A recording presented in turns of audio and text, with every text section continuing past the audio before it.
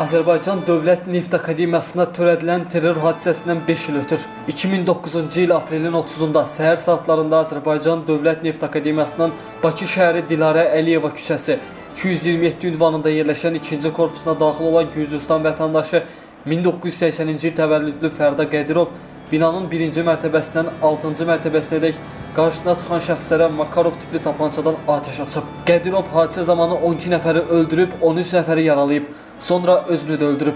30 aprel terror hadisəsi ilə bağlı Azərbaycan Dövlət Neft Akademiyasında hər hansı anı mərasimi keçirilməyəcək. Akademiyanın tərbiyə işləri üzrə prorektoru Qasım Məmmədov belə deyib. Onun sözlərinə görə Dövlət Neft Akademiyasının əməkdaşları hadisədə həlak olanların ünvanlarına gedib ailələrində keçirilən mərasimlərə qatılacaqlar.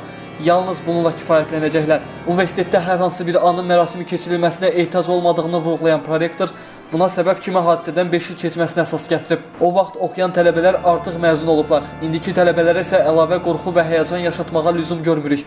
Onlar həmin hadisə haqqında ancaq eşidiblər deyə Akademiyanın prorektoru qeyd edib. Xatırladaq ki, faktla bağlı Cinayət Məcəlləsinin terrorçuluq, qəsdən adam öldürmə, qaçaqmalçılıq, qanunsuz olaraq odlu silah, döyüş sursatı əldə etmə, saxlama, daşıma və gəzdirmə və qanunsuz olaraq narkotik vasitələri əldə etmə, saxlama və daşıma maddələri ilə cinayət işi açılıb. Hüquq mühafizə orqanlarının apardığı araşdırmadan sonra məlum olub ki, terror aktı törədən Fərda Qədirov erməni xüsusi xidmət orqanlarının sifarişini yerinə yetirib. Ağır cinayətlərə dair işlər üzrə məhkəmədə Neft Akademiyasına törədilən kütləvi qətlə bağlı məhkəmə keçirilib.